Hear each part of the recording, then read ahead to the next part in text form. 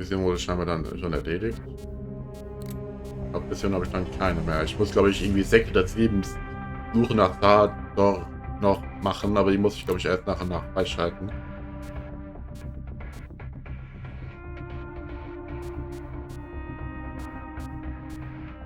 Ja, ich könnte einen neuen Panzer gebrauchen. Commencing mission. You're in for some heavy combat with this one. Try and make it back in one piece.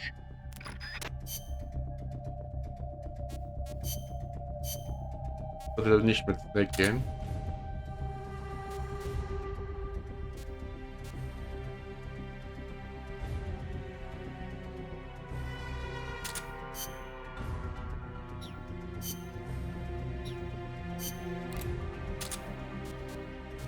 Und Curry.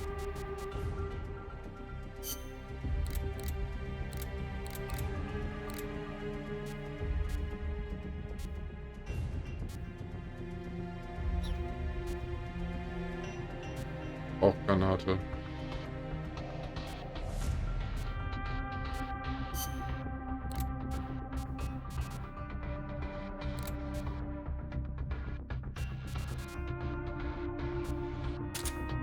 Ich mal so meine Zeitschrift zu warten.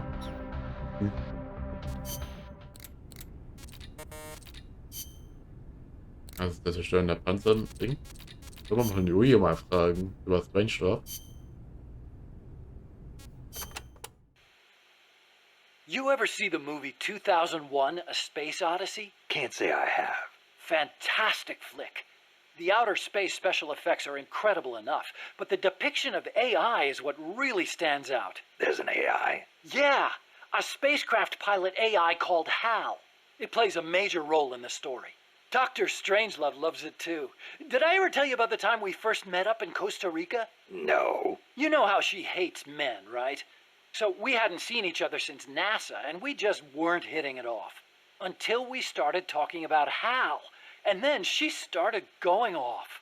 The way she talked about it was so intellectual. The way she analyzed every plot detail, how passionate she was about the AI. It made me fall for her all over again. Yeah. You know what?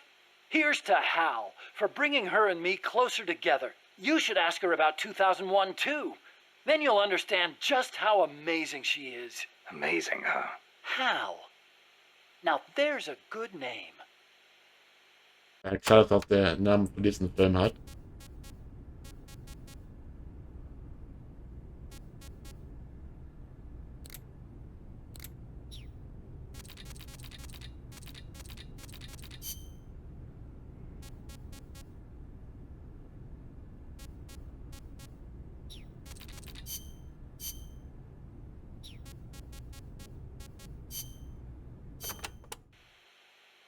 Hey, Doc, what was that you were smoking in the lab? It looked like a cigarette, but it wasn't lit. Oh, it's an electronic cigarette. I designed it myself. Pretty neat, huh? Electronic cigarette. Yep, a liquid in the filter that turns into vapor, and you inhale the microparticles. So that was vapor. I'd actually rather be smoking normal cigarettes, but not in that room. The smoke would wreck the precision equipment in there, ruin all its wiring. But the vapor is just steam. It doesn't contain tar or anything like that. So I can smoke it in the lab with no worries. Nice. Want to try one? Nah, I'll stick with cigars. Yeah, but... I don't like imitations. The real thing's always better. Okay. But you know, sooner or later, smoking's gonna become very unfashionable across the world. It hurts you and those around you. Electronic cigarettes might not seem so bad then. Yeah, when that happens, I'll think about it.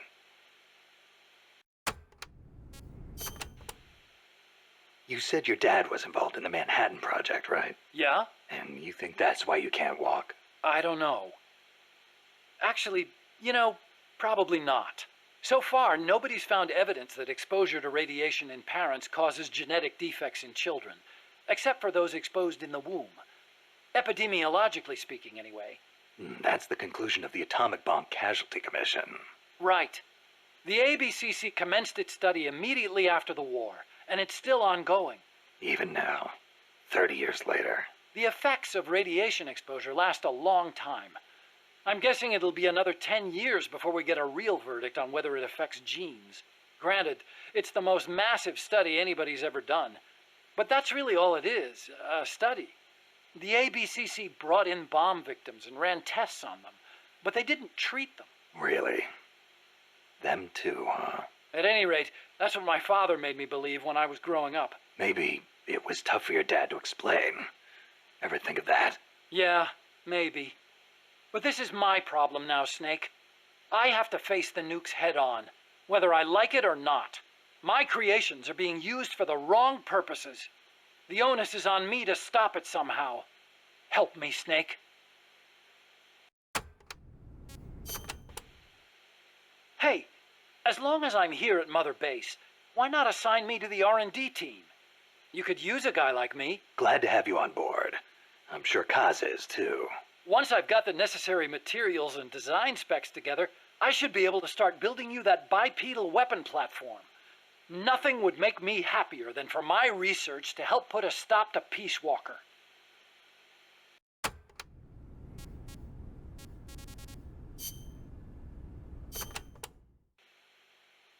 The aim of the Peace Walker project is to achieve robust nuclear deterrence across Central America by deploying a new nuclear weapon system along the Caribbean coast.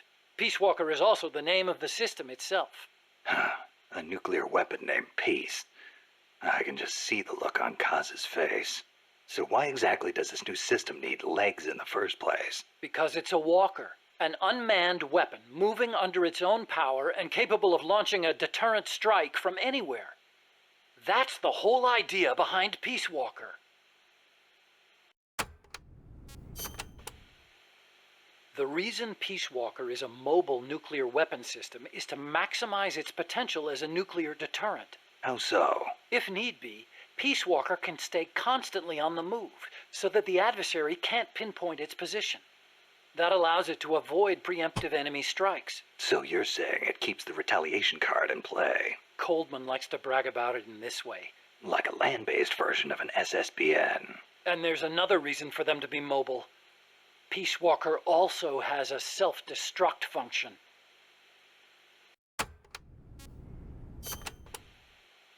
Why would Peace Walker need a self-destruct function? You saw it, didn't you, Snake? That sphere on Peace Walker's head? Yeah? That's a hydrogen bomb. What? You're telling me that thing's a thermonuclear device? Do they have any idea what kind of destruction that thing would cause? I know, it's crazy. I mean, even overkill has its limits. If it's strategic value they want, they could have gone with something smaller. It's like they want a weapon on par with Russia's Tsar Bomba. This arms race is running way out of control. It's an evolutionary dead end. A saber-toothed tiger. You can't load a warhead that big on a missile, of course. And no strategic bomber could carry it. That's where Peace Walker comes in. So, it waltzes into enemy territory carrying a hydrogen bomb and blows itself up. Christ. The biggest nuclear warhead ever actually detonated was the Soviet RDS-220, nicknamed Tsar Bomba. It had an estimated yield of 57 megatons, 10 times as much power as all the explosives used throughout World War II. The test took place on October 30, 1961, above Novaya Zemlya. The explosion is believed to have created a fireball over 2 miles in diameter. Can you believe that? Like a miniature sun. The explosion was seen as far off as Finland, 600 miles away. And some people even reported windows shattering. The shock wave traveled 3 times around the Earth. 3 times? Peace Walker is armed with a massive hydrogen bomb, even more destructive than Tsar Bomba. It can sneak into enemy territory, lie low, and in the event of an enemy nuclear strike, detonate itself in retaliation. And the locomotion system that lets it do that? My research. Snake, those legs were supposed to make my dream come true. Now they're about to jump the fence of nuclear deterrence. You have to stop them. I'll apply all my energy into developing weapons and equipment to help you do it. Sounds like a deal.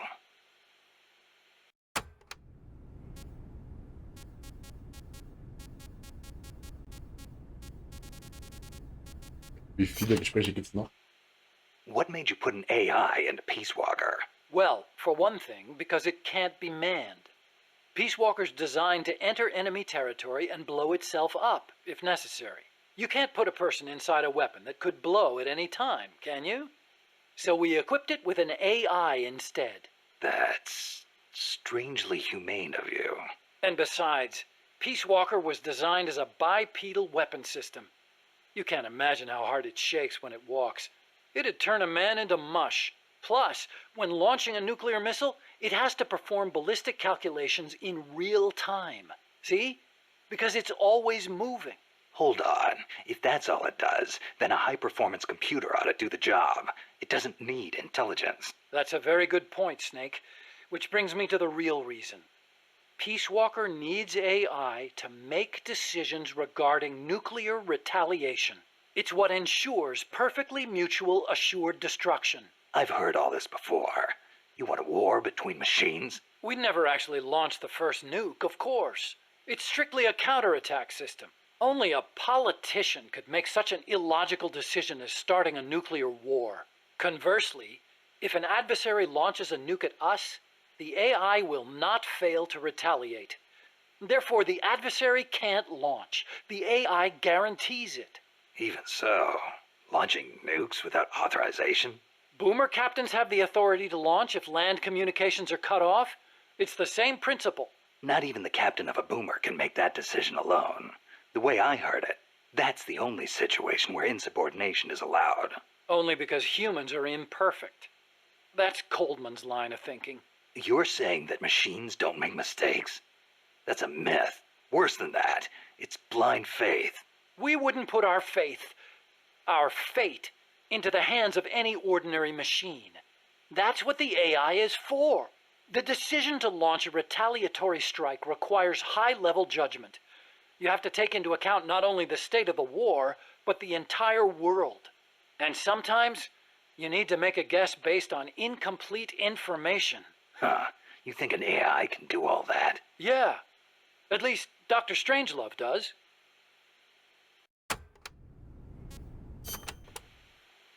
Peace Walker is fitted with several close-range weapons. We'd also planned for it to be able to enter enemy territory and self-detonate. Wonderful. What exactly are we dealing with here? Well, the flamethrowers for one thing. One in the front and one in the rear. Then there are the S-mines. They're like cluster bombs. It scatters them from its leg hatches. If you see those open, you better clear out quickly. And finally, the rockets. These can travel quite a distance, so stay sharp. On the other hand, it can't fire them from too close. But then again, there are those flamethrowers. It can also use its legs as weapons against any infantry on the ground. Ouch. But remember, Peace Walker technically isn't complete. With just the reptile pod, it can only perform relatively simple maneuvers. They've got certain quirks, too. What's more, look carefully, and you should be able to predict which attack is coming next.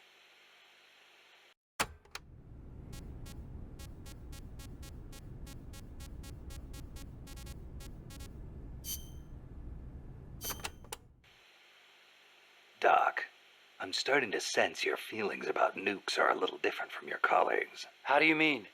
Your little chat with Coldman back there. I told you my father worked on the Manhattan Project, right?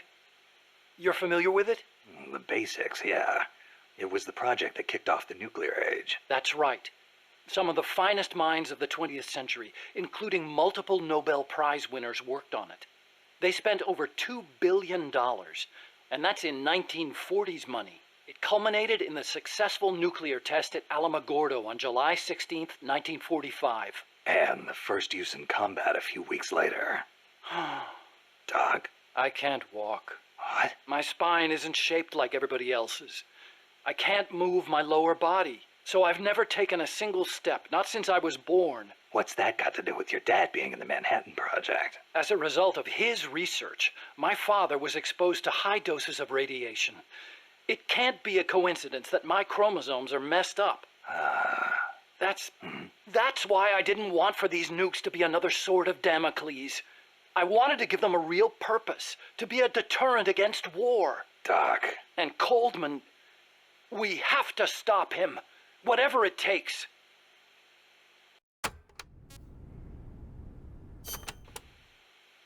August 6th, 1945, Hiroshima. August 9, Nagasaki. The atom bomb attacks on Japan. My father was married to his work. I don't have a single memory of going places or doing stuff with him on weekends. But even as a kid, I knew on some level that it was for his family. I respected him. My mother used to tell me all the time, "Your father is a brilliant scientist. He saved countless American boys from death. You should be proud of him." Yeah. You could say the war ended because of those bombs. When I was in the 5th grade, a Japanese student transferred to our class. She showed me photos of Hiroshima after the bomb. I couldn't believe my eyes. A city of over 350,000 people reduced to a scorch mark on the ground by a single atomic bomb. Houses blown off their foundations, burned to ashes. The only things left standing were the skeletons of steel-framed buildings. And it wasn't just the buildings. Blackened corpses on the side of the road. Survivors covered head to toe in severe burns. Within a few months, over 70,000 had died in Nagasaki, twice that in Hiroshima. For years after that, I couldn't talk to my father. Couldn't even stand to look at his face. I know how you feel, Doc. But your father's your father. If he hadn't worked on that project, my body wouldn't be like this. I could be researching something else. I could have lived a normal life.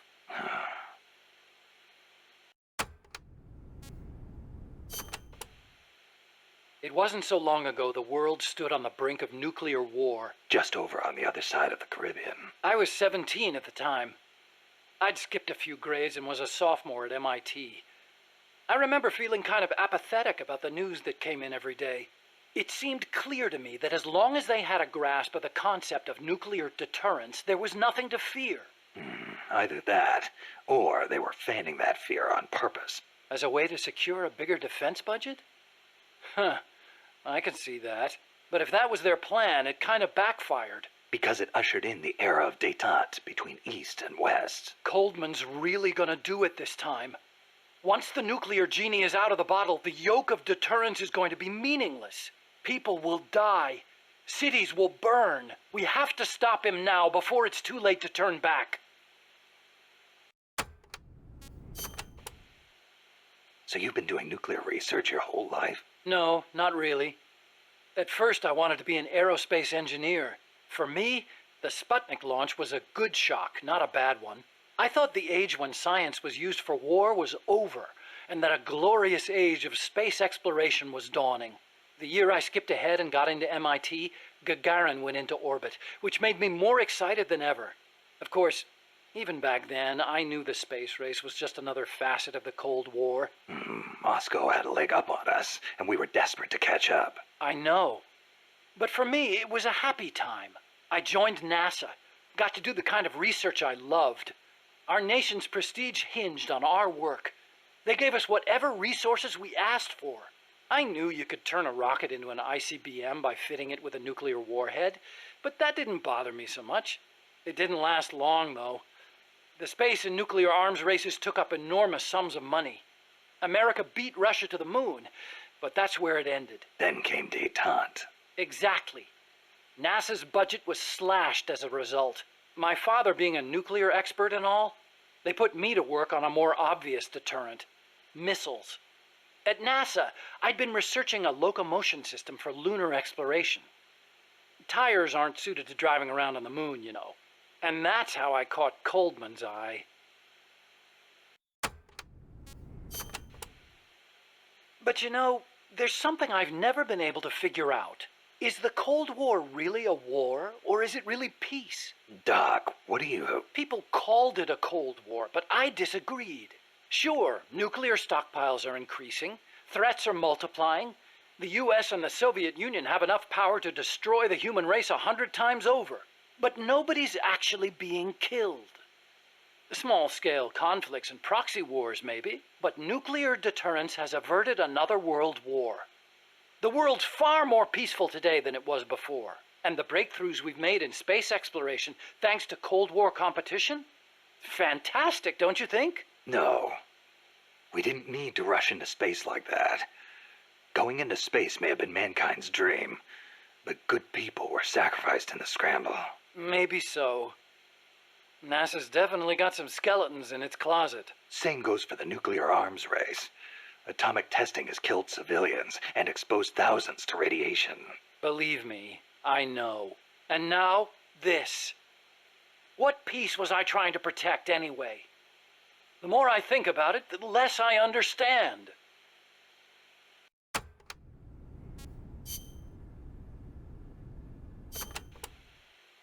Let's speak in hypotheticals for a minute. Say you wanted to make a clone of yourself. A clone? Paramedic had the same idea. It's science fiction. I'm just hypothesizing here. Okay, not a clone then. You have any kids? Nope. Wife? I've never been tied down. Okay then. So, we're still talking hypotheticals. Say you had a son who'd inherited your genes. Someone with the same combat abilities as you. Would you challenge him to a fight? Not to sound cocky, but I wouldn't want to do that. No telling who'd survive. I'll bet. You picked up on the Pupa 5000's combat patterns in seconds. Only with your advice, Doc. Well, if anybody could learn to do it just by listening, it'd be easy. But you're a born soldier. Yeah, you must have been born with genes geared for combat. Soldier genes, if you will. Genes geared for combat. I don't care how advanced their research is. You can't blame genes for everything. Blame genes? You think it's funny? What? You think genes have nothing to do with this body I was born with? I don't know. Look, that fear of facing someone of equal ability in combat, imagine that on a strategic scale. That's the concept of nuclear deterrence. The idea is, when all sides are armed with the destructive power of nuclear weapons, they'll avoid nuclear war in order to prevent mutual annihilation. Doesn't sound all that sophisticated to me. Exactly. It's so simple in principle. But because it's so simple, whether or not it works properly depends on the people involved. In that sense, what we're looking at now is a malfunction in deterrence theory. Coldman. You got it. Please, Snake, don't let deterrence die.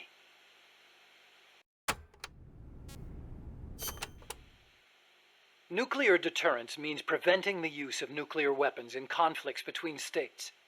But what about other situations? Like what? Terrorism has been on the rise in recent years, from separatist movements to far-left extremists. What would happen if nuclear weapons fell into terrorists' hands? Without a state, that is, without territory of their own, the chances of having nukes used against them are slim. They have no reason to fear a nuclear strike. Conversely, they have no reason to hesitate to use nukes against their adversaries. You've got a point. All the ICBMs and strategic bombers in the world amount to nothing against a terrorist group. Right. Of course, this is all still hypothetical. Countries keep their nukes under tight watch. There's no immediate danger of terrorists getting their hands on them. But the day may come when the proposition of nuclear terrorism makes nuclear deterrence theory a dead letter. Nuclear terrorism. Interesting.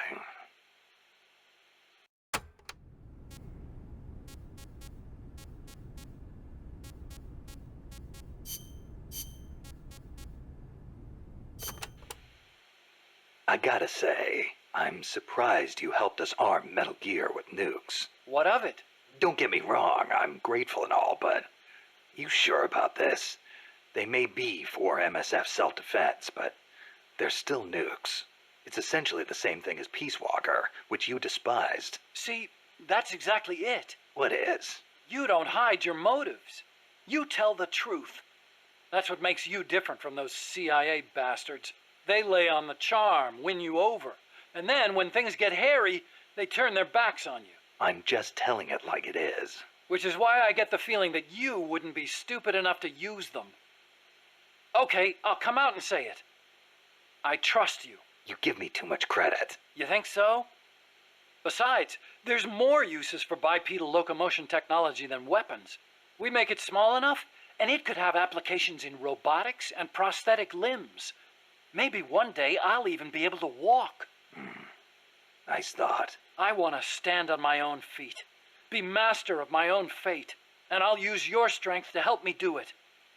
If you don't mind, of course. Nah, it's a fair enough deal. Thanks. People can change, I know. But I trust you, Snake. I trust you to be the guy I know now.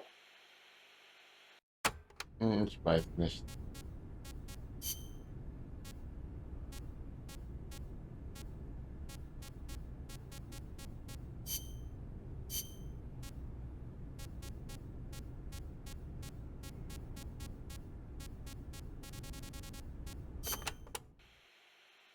Okay, but why does Peace Walker need to walk on 2 legs? I think treads would be good enough. You'd be wrong. As you know, the terrain in Central America is rugged and complex, especially along the Caribbean coast of Costa Rica. You've got jungles, swamps, mountains, and the only way to get across all that terrain, no matter how rugged, is on legs. Yeah, but wouldn't it be tough to cross a swamp, even on legs? It wasn't easy, that's for sure. The reason we picked Costa Rica as a proving ground is because we can test it on every type of terrain. This Peace Walker project the CIA's talking about. You believed in it, huh? Yeah, I believed. Actually, maybe I just wanted to believe. What do you mean? Here's how Coldman explained it. Peace Walker's a weapon for peace. One to ensure true nuclear deterrence. It'd be the anchor to bring stability to Central America. He told me, the nuclear weapon system you've built will never be used. It will forever stand vigil as an icon of peace. And to achieve that, he needed my bipedal locomotion technology. To be honest, I was flattered. Flattered? Wouldn't you be? My colleagues in the scientific community have never taken me seriously. They told me bipedal locomotion was a pipe dream, that it'd never amount to anything. It was the first time anybody recognized my work. How could I not be happy? And besides, it was my chance to surpass my father. To create nukes for peace. Or so I thought anyway. But Coldman's really going through with it. Yeah. Makes perfect sense, really. No one would give the project any notice unless they could prove that an unmanned system is capable of launching a nuke.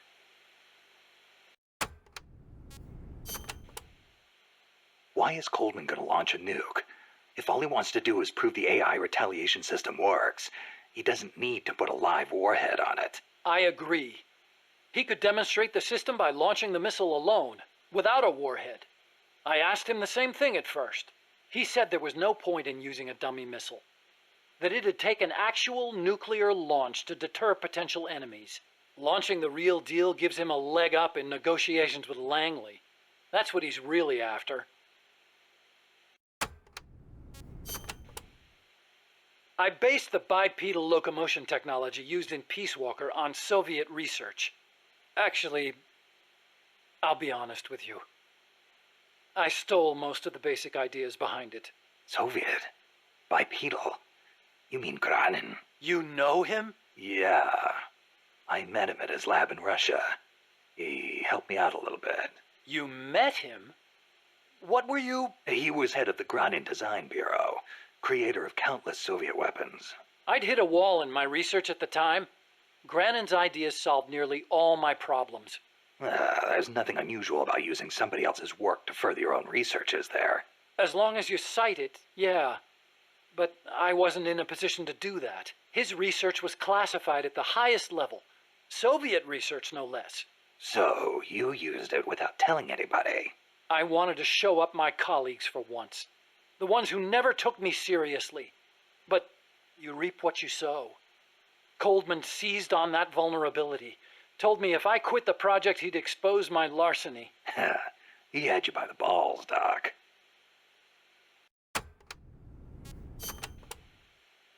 How'd you get your hands on Granin's research? That was also Coldman. He used his agency contacts to get a hold of it. Giving you stolen information, then using it to blackmail you. Damn. I knew it was Granin's work the minute I saw it. See, I'd been corresponding with him for a while. Corresponding? Letters. Between scientists doing the same kind of research. He always complained that nobody understood his ideas on bipedal locomotion. Ah, so you're the American friend he was talking about. Obviously, he didn't write a word about the technology in his letters, except for one time.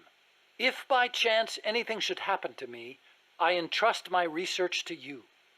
Better that than handing it over to these ignorant so-called scientists. Sounds like him, all right. Then one day, his papers actually came. It wasn't hard for me to imagine what had happened to him. I felt it was my duty to carry on his work after him. And also... What? I thought maybe combining his technology with mine could be a way to bring East and West together, like the docking of Apollo and Soyuz. It'll never make the history books, and it's still not a reason to plagiarize. You're right. You're absolutely right. I never had the courage to tell the truth, that's all. I always looked for excuses to cover it up. Until now. Huh? You told me everything. You're no longer a coward.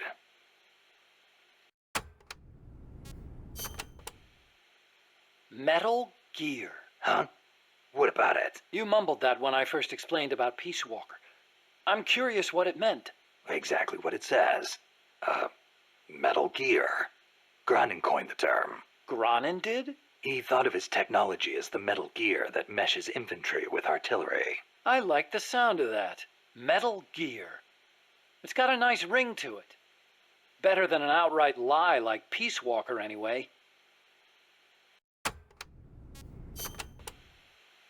Those papers the CIA gave you, was there any data on the Shagohod in there? Shagohod? A nuclear tank that launches IRBMs. It competed against Granin's system for approval. Oh, the thing with the rockets. Designed by a guy named Sokolov, right? What's so funny? No, I was just remembering some of the commentary Granin added to the Shagohod papers. You should have seen the way he badmouthed it. It was too conservative, too ugly. I can imagine. He was so angry when he wrote that, he smeared up the ink. And you know how shoddy the paper is over there to begin with. I'll bet. That's Granin, all right. Imagine accelerating the launcher itself to 300 miles an hour to extend the range of an IRBM. As stupid as it sounds, it's a hell of a concept. Who but the Soviets would think of using a tank as the first stage of a rocket? I actually took a cue from the Shagohod when I developed the Pupa. That hovercraft thing? You stole that one, too? Give me a little credit. I only borrowed the concept. The technology is original. As it turned out, hover technology wasn't enough to handle all the terrain in Central America. It relied too much on brute force. But the Shagohod was a major threat. That thing could corner like you wouldn't believe. Built pretty tough, too. You sure know a lot about it. It almost did me in.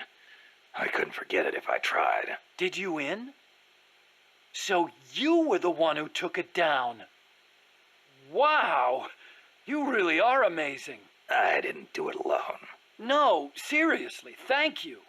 We might not be here today if they'd begun mass-producing that thing. Then again, they're hard at work now miniaturizing nuclear warheads. Pretty soon they won't even need an accelerated launcher like the Shagohod. Great. That means they're that much closer to being able to launch from anywhere in the world.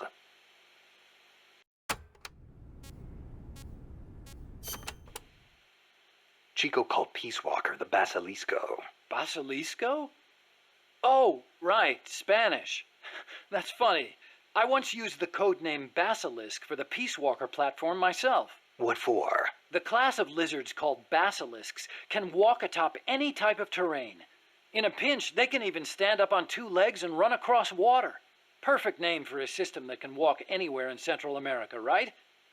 Plus, there are the legends. What legends? The basilisks of legend were highly venomous creatures. There's a story told by the ancient Romans. A knight slew a basilisk by piercing it with his spear. The creature's poison seeped up the spear and killed both horse and rider. Remind you of anything, Snake? Nuclear deterrence. Bingo. Kill it, and you die along with it. Your hands are bound. I wanted Peace Walker to be like that. You should know that people aren't that rational. Sometimes people do things that don't make sense, even when they know they're going to die. Or maybe it's because of that. Maybe you're right. But that's exactly what I don't understand.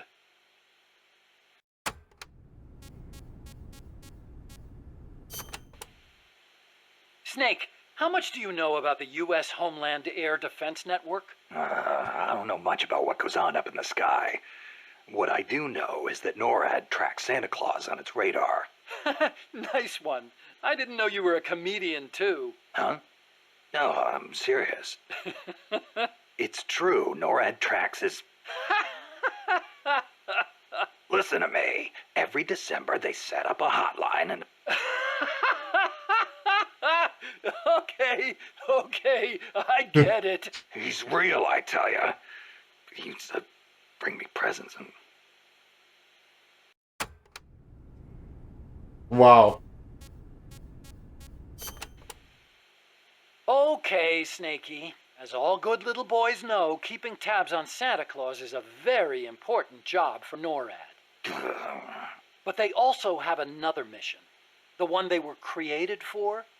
And the system they set up for that has been hijacked by Coldman. You mean Peace Walker's fake data transmissions? NORAD's early warning system is composed of DSP satellite-mounted infrared sensors and an array of surveillance radar stations across North America.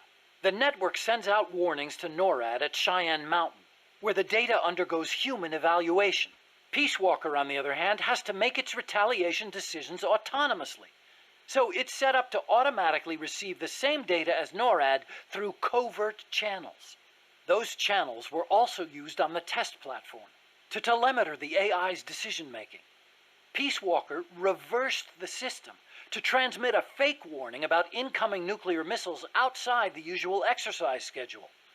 I mean, the system could have used better safeguarding. Nobody's going to argue with that. But cracking the AI? That seemed unimaginable. And you can see what happened.